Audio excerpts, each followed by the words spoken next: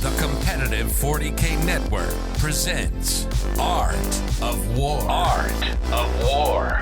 Strategy and tactics. Discussions with the best players on the planet. Now your host, Nick Nanavati. Hey everybody, welcome back to another super exciting episode of the Art of War podcast. I'm your host, Nick Nanavati, and this week we are joined by a return guest and Art of War coach and teammate, Ben Jurek. Ben, how are you doing? I'm doing fantastic. It's a great start to the new year. Yeah, it is. Ben's coming off of a first place win at the Sprite Frost GT in Phoenix, Arizona, 6-round event with the new Bridgehead Spearhead Guard. Congratulations, Ben. Seriously, well done. Yeah, it's the Frostbite GT. I like the little mix of words there. Not too bad, but yeah, it's a fun 6-round event down in Phoenix. I'm always going to get my words twisted. That's not what this is about. This is about Ben and his amazing performance.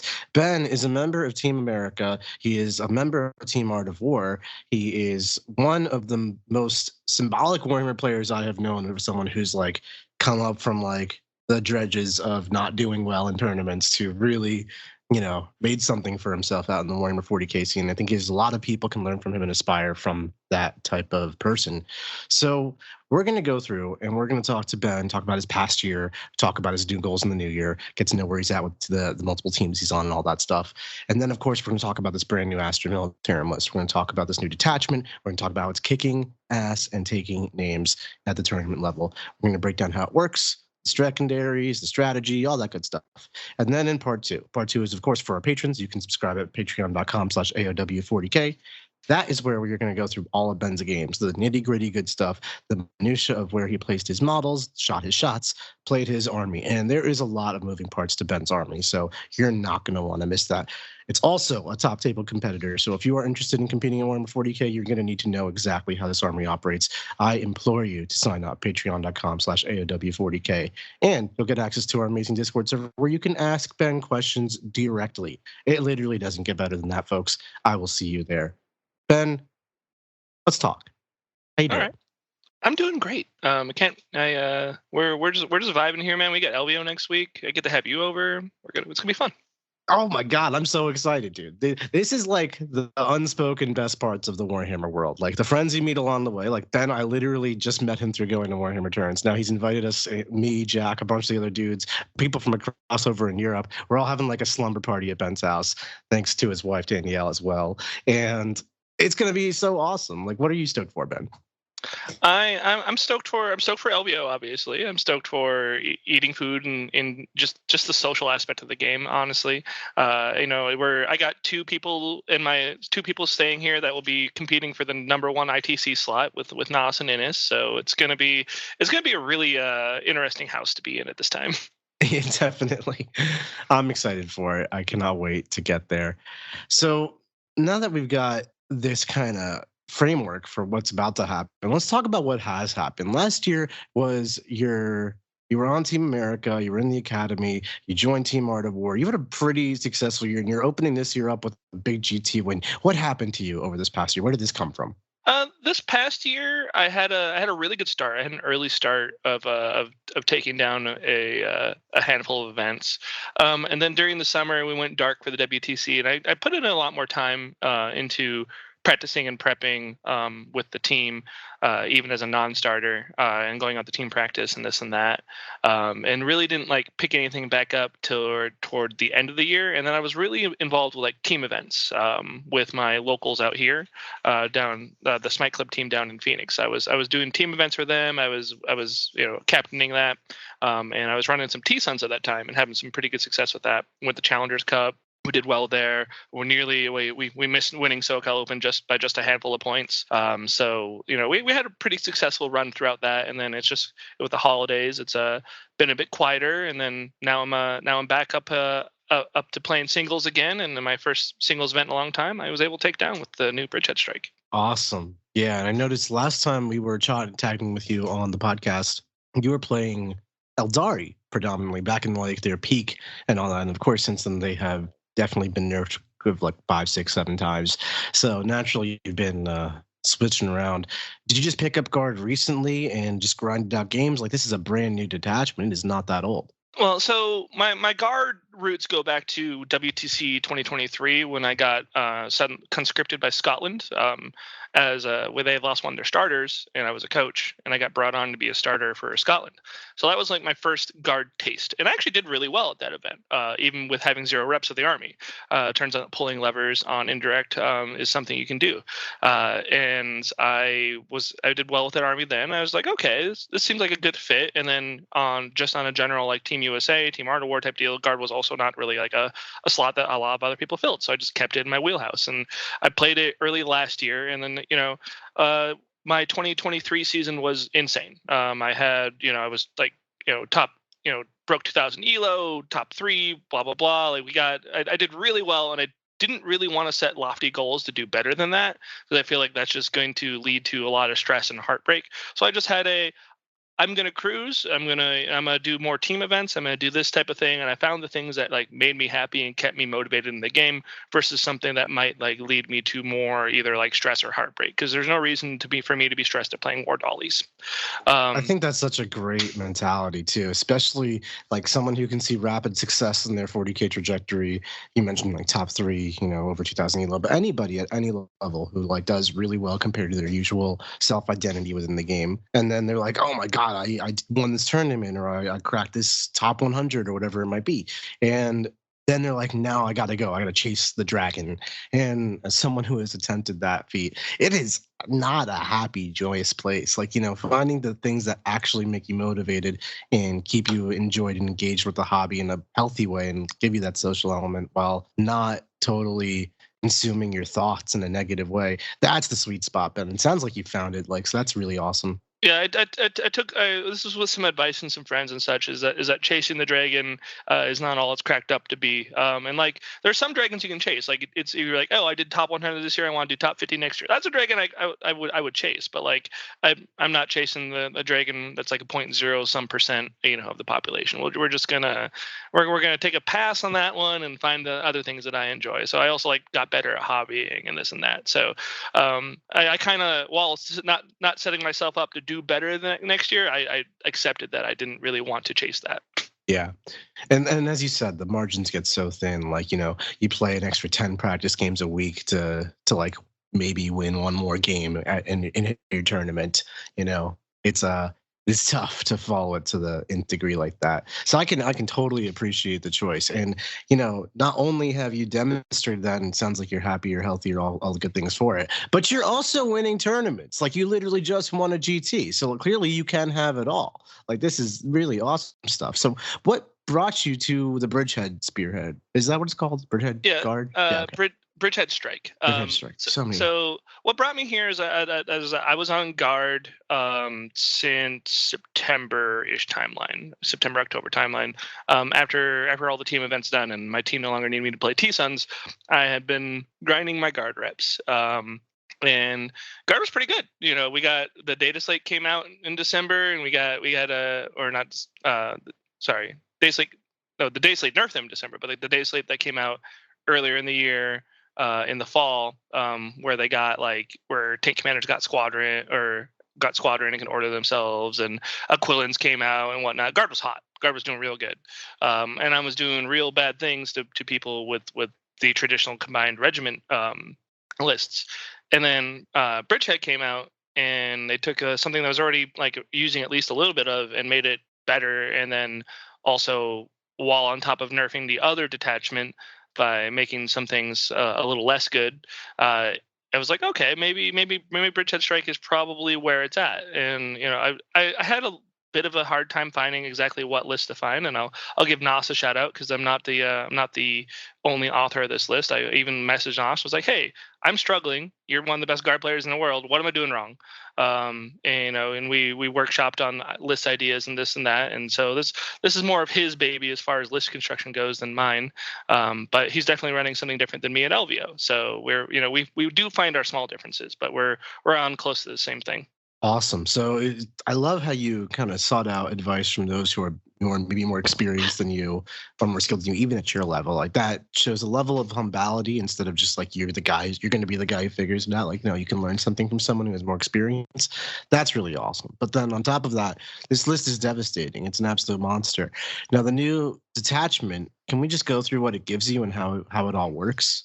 So the new detachment, the major things it does is it gives all your infantry reroll once a hit. Kind of cool, not just a Scion thing now. That doesn't really come up that often since Scions already do that anyway.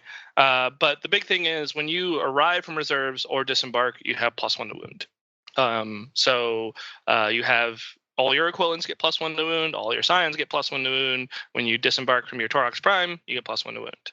And then in addition to being able to put things back in reserves, you can recycle and reuse this over and over again. Yeah, so you're basically just really efficient Scions coming in from deep strike, just drop blast them on you. Yep, and they have the option to 6-inch deep strike on top of that with the stratagem, with the, with the Bellicosa drop, and they do some relatively insane things with that. And it's really an army that punishes any sort of mistakes. Like if you make a positioning error, if you make a deployment error, if you overextend, like it is an army that like you're just like looking at the board state, looking for like the mistake, and as soon as you identify it, and you can really expose those with Bridgehead. Bridgehead just instantly exposes any mistake you make in that realm, and it rips it wide open.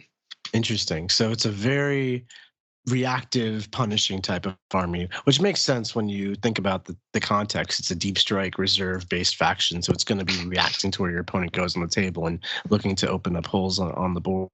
Why don't you walk me through your list, Ben, just kind of unit by unit, and then we'll take it from there. Yeah, sure. It starts off fresh with 3 Tempestus Command Squads. One of them is going to have the Master Vox, and then he's going to carry the enhancement that allows you to give triple order, but it has to be the same order. That's something that some people might get wrong. And then there's going to be another one is going to have the enhancement for the for no Overwatch, which is incredibly handy. You definitely need that in some matchups. And then the guys are also going to be equipped with a Medi-pack, a Meltagun, a plasma gun, and a hotshot volley gun if they're not the Master Vox unit. So you have 2 units of that, and then 1 unit with the Master Vox.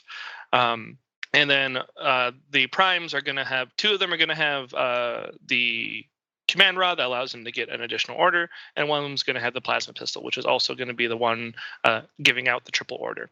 Nice.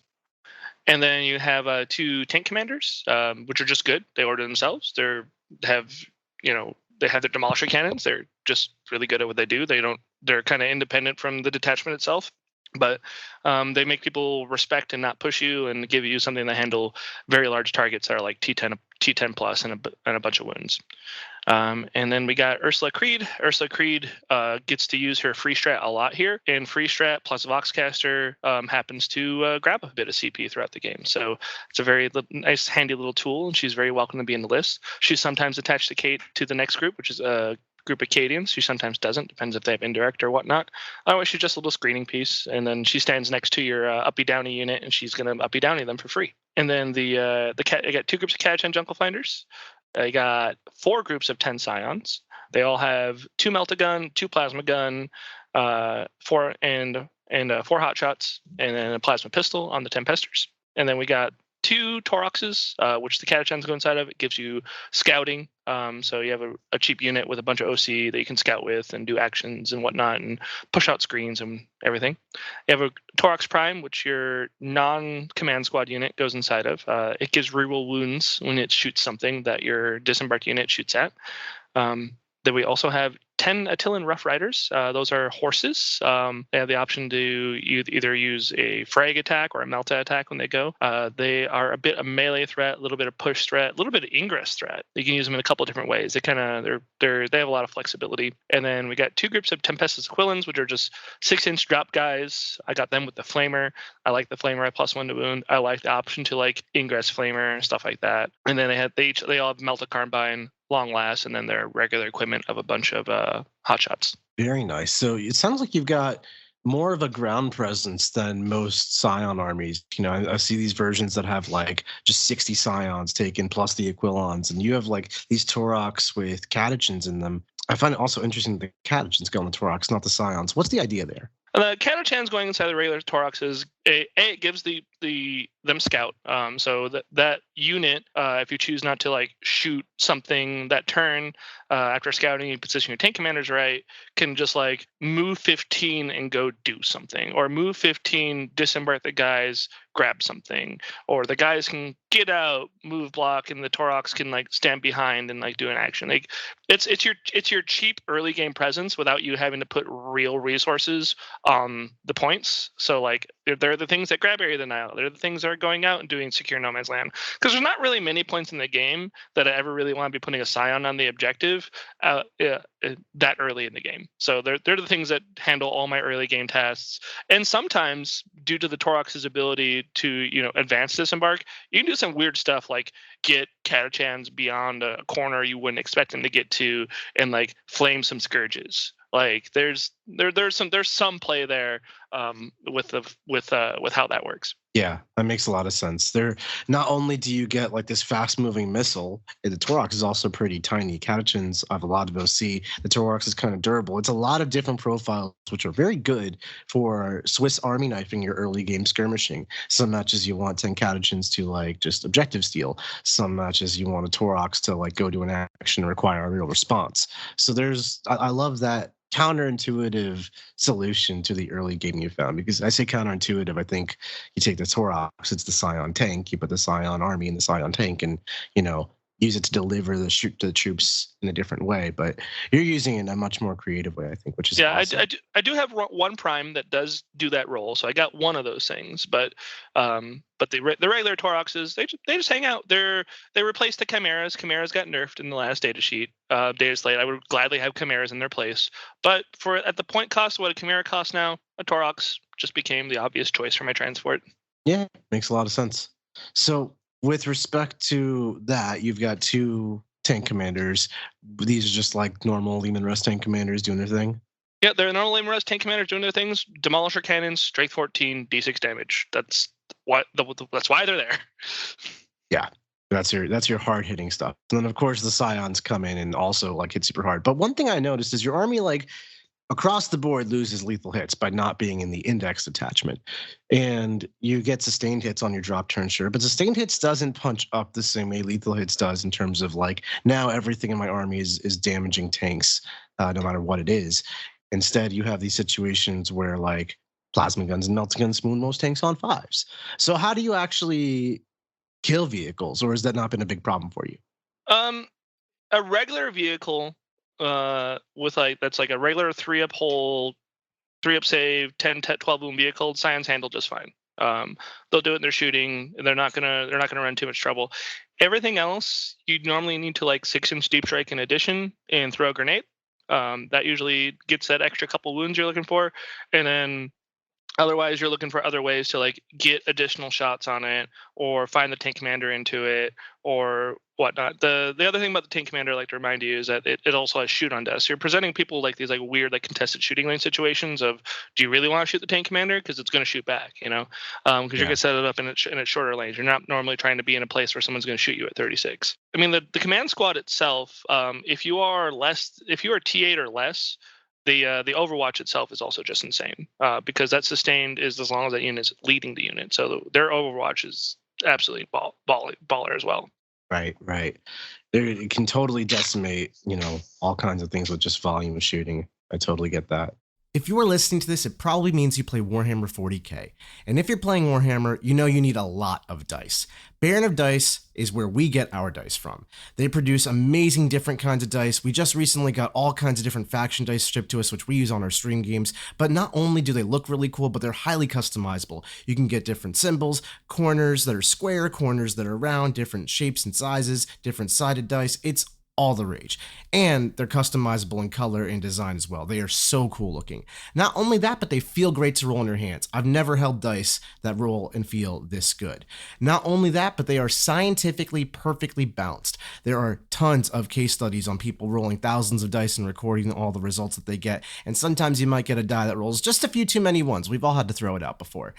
These dice are not like that. They are perfectly balanced to a T, thousands of rolls, perfect distribution. If you want to take your Warhammer game seriously and make sure the dice are not screwing you over, get some Baron of Dice dice. So with that in mind, how do you typically like play this army? Because I imagine all those Scions are in deep strike, right? But then you're vulnerable to like your opponent screening you, and you're just like ripping off that front line. How do you actually like deliver your army effectively and play it from a strategic level? So when you're running into those games where people are able to just like they're going to push and screen on you, you're going to play general conventional arm 40k. You're going to have your tanks attempting to grab angles. You're going to push your early resources and out OC people, make people react to the board, get on objectives, so then you can shoot them. The way of like how you start peeling away at screens, that's where like the Aquilons come in. They're particularly good at doing that. Sometimes you'll just set up an Aquilon unit to kill a screen piece, move block another place, and steal objectives. They can do all three things at once, do their 6-inch drop typically. So like you can have scenarios where that happens. You sometimes just play regular 40k. If someone's not going to ever let you enter their backfield and have full screens, you're just going to play regular 40k and you have the drop in front of them. That is what it is, as long as you're protecting your Scions from getting touched. And they have some built-in stuff through stratagems that if they do get touched, they can still do some damage or get out of it with like fire in my position, stuff like that. I start with one Scion group on the board, mind you, because the uppy down is free, so I can always react at bottom of one to whatever my opponent's doing. With one Scion break if I need to. And sometimes I don't. Sometimes they just, they go up, they stay in reserves. I don't need to bring them back in. Other times they come down immediately. I've had some people full send their army into me and I'm like, all right, cool, here we go. And like, they're immediately coming in and answering questions and problems. And other times that's just like, oh, yep, they're up in the air now. Here we go. They'll come in and wherever I need them to be in. I've blown games open on bottom of one where someone didn't, they positioned in a improper way on at the top of their one. I'm like, cool, I'm gonna come down, kill your 200 some point unit, and I'll take that trade every day. Yeah, absolutely.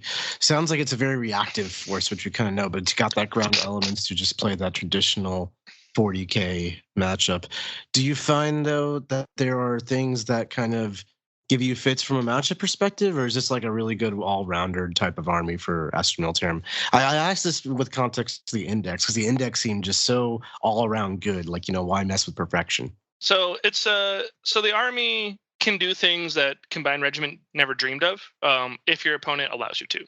Or if your opponent just can't do, there's just lists that can't. Like there's just lists that literally can't stop you from doing what the list wants to do, which is jump around, get good positions, clear flanks.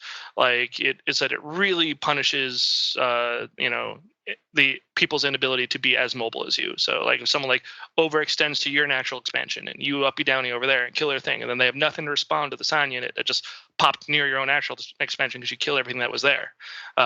It does a lot of things that the Combined Regiment can't do. And if you're forced to play regular 40k, it's usually okay. It's not that bad. Like a lot of GSC lists, a lot of lists with a lot of bodies, they force me to play regular 40k where I'm going to be addressing the things in front of me and shooting, having to kill those. And it's really just a question of how well can I defend my Scions from getting touched, because they're really a unit that activates within 12 inches. So you'd either like find move blocks or, just concede that you're going to lose this unit, but you're going to have these other two units. So as long as you're like making smart tactical decisions and what resources you're using to give up, it's going to be fine. Just like don't be doing a situation where you're using an entire Scion unit to kill a JPI unit and then losing your unit for killing some JPIs.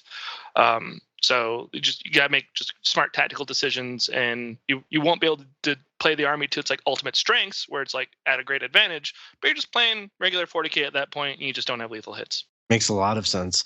You mentioned in that, some armies can make you play that normal game. I assume that's through like screening, and that's how you handle things like screening, infiltrators, transports. Right. Transports can be kind of a fit. Like if I can't see the transport, the tank commander, there's scenarios where I have to like activate a Scion unit to like kill that. But it depends what's going to pop out of the transport and if they can pop within line of sight. So like if I can pop a transport on an objective and have vision on it, I'm perfectly cool with that because my Overwatch is also going to murder the heck out of that unit. So I'm fine with that as long as that unit's not a shooting unit. So like if it's like a melee unit and they help to get out, and then even then, like even if their Overwatch doesn't kill them all, I'm happy like getting a transport and half of that squad. And like even if I like you lose most of my Scion squad for that, that's usually a beneficial place to be, but not always. And sometimes those transports can give you fits, and like an Aquilon unit doesn't really kill a transport. Even with grenade, it can, but you're never going to bet on that.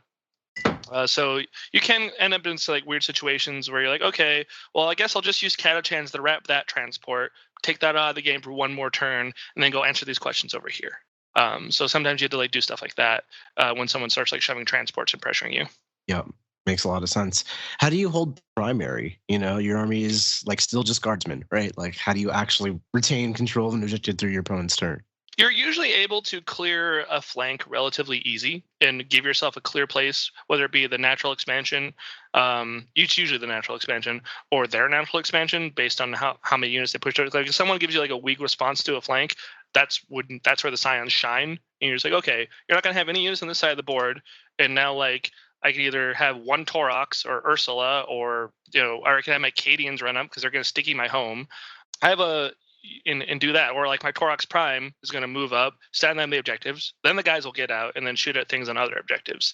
So it's usually like using the transports, and like a lot of times you can use the tanks early. There are matchups where the tanks don't do a whole lot, and I will like use the tank kind of as bait because I'm like, I don't really care about losing a tank commander in this matchup. Move it up, throw in an objective, someone will commit a bunch of stuff to kill it, especially in melee, and then I'm like, cool, now your stuff's on an objective and my Scions get to do their job. Yeah, makes a lot of sense there too as well. The Scions basically just being the hammer that kind of ends the game, that happens to you if your opponent tries to play the game, which you kind of force upon them because you have so many units and they're all over the place, and your opponent is stressed about screening all this stuff. I think it's a really deadly army. Is secondaries difficult for you? I mean, you have so much deep striking. I imagine that kind of solves itself. But what's your take on secondaries? It kind of sucks to have to use an Aquilon unit to just do one secondary sometimes. I will give it that. But for the most part, majority of your secondaries are covered with all your early game play pieces. And every now and then you end up with like, a 5-man unit, after getting shot or whatnot, because you're usually able to like protect your stuff if you're doing missions with it. And sometimes things turn into that where you're like, okay, I'm just going to auto pass that over there. That's going to score those points, and then they'll kill stuff over here. So you sometimes run those situations, but for the most part, secondaries are very scoreable, all very attainable. Every now and then you hit the behind the me lines, established locus, and you're like, cool, 6-inch over there, done. All right. Here's the other 1,800 points of my army into you. So you sometimes run to those happy places, but I haven't found much difficulty scoring secondaries. It's like sometimes early primary into high pressure armies can be a task, but your bottom of turn scoring is insane. With Uppy Downy and everything. So that was actually just going to be my next question. High pressure armies, orcs, world leaders, that type of stuff. We'll get into the details of it in part 2, but conceptually, if you're reserving like 400 or 500 points of the guard and they just get first turn and run straight at you, that can be a lot to deal with. How do you manage that?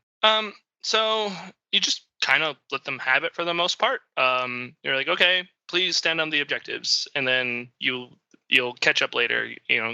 Finish killing the bad guys first, and then score, and then scoring will come after. Because you don't like need to give them anything you don't need to. And the cool thing is that you still have a bunch of move block tools to kind of keep your opponent at bay. And then I have the horses, which they're kind of an anti-pressure piece. So there's enough there as an anti-pressure, and the Uppy Downy on bottom of one, where I'm usually able to like accomplish some of that. Now, I have been pressured by armies like GSC and such with like a bunch of lone ups and this and that, where it's really hard to push them out primary, and it turns into kind of like a late game struggle of trying to like get those points and get them tabled and trying to like move there while they're still very much able to like interact with my army in ways I don't want them to. So I have had those type of struggles, but those end up being a bit closer games. Yeah, okay. I could definitely see how that can be a troublesome thing, just not getting run over. But it sounds like you've got some counterplay. Talk to me about these ponies. I cannot. What are these? This is a meme, right? The ponies are a little bit of a meme, but they're crazy good in certain in certain times. What are they doing? So the big thing is that as long as you're positioning correctly with your orders, they're regimental. So Ursula can give them an order. or your Bombast can give it an order, and then they can choose to move 15.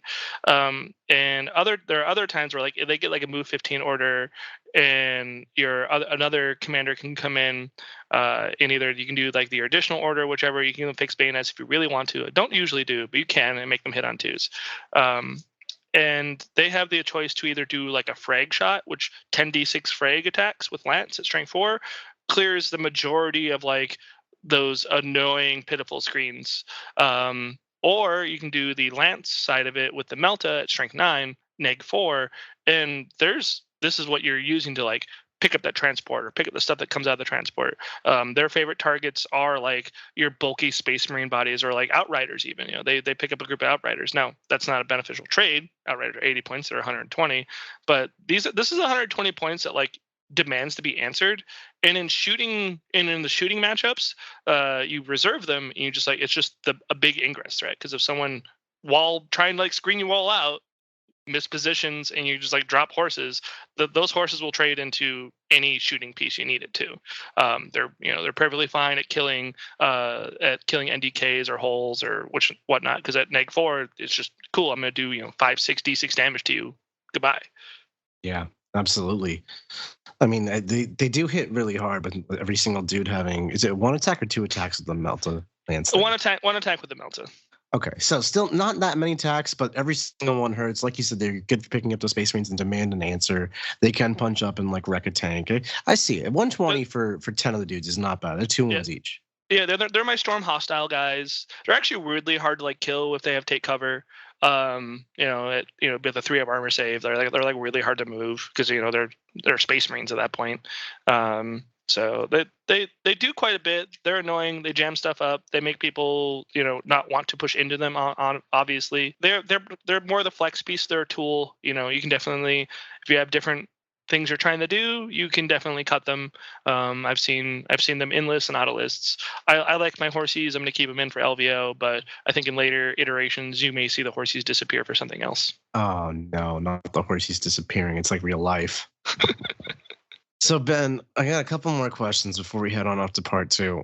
This is a wild time, almost unprecedented in the sense that we just got like 30 new detachments plus a balanced data slate during the holidays. And then there was a GT like the first weekend of the new year. What did you expect the meta to be like, and did it meet your expectations? I expected the meta to be all the new hotness that everybody like Art of War and other content creators talked about on YouTube. I expected to see the Custody Dreads. I expected to see Warpbane. I expected to see everybody breaking out their brand new toys as if it was just Christmas morning. And I got about exactly that. My first 4 matches were all Grotmus detachments. Like, that's all it was. And it was exciting and new and fun. And I feel like we're playing like, a new edition of the game, like a 10.5, if you will. That's awesome. That's very exciting to hear. And like, I definitely feel that way. Like, I'm not playing no index detachments right now. We got all this exciting stuff. Okay, so one more question, Ben, before we head on to part 2 and go through all of your matchups from this weekend. I think I asked you this last year, so if you remember your answer, you're going to have to give me a new one. If you have one piece of advice for an aspiring Warhammer player, what would it be? You did ask me this last year, so I'll give you a new answer. The first piece of advice I always give people is seek out players you respect and that you acknowledge as being better than you, and play them more than anybody else. That's the easiest way to get better at Warhammer, is play good players. That's, people always ask like, what's the cheat code? It's that. It's just that. The second piece of advice going into New Year is that I think some people get really caught up in self-identity with the game and whatnot, especially people that are aspiring to be good. And I really want to say at the end of the day, it's War Dollies. Have fun. I love that piece of advice, Ben. Thanks so much. Couldn't agree more either. Folks, thank you so much for listening. This has been an awesome episode. Ben and I are going to pick it up in part 2, which of course is available to our patrons. That's where we're going to go through all 6 matchups from the Frostbite Open. Thank you so much for listening, folks. Ben, thank you so much for coming on. We'll see you next time. Like what you just listened to? Check out Art of War Down Under and Art of War Unbroken on the competitive 40K network. The Art of War 40K.com.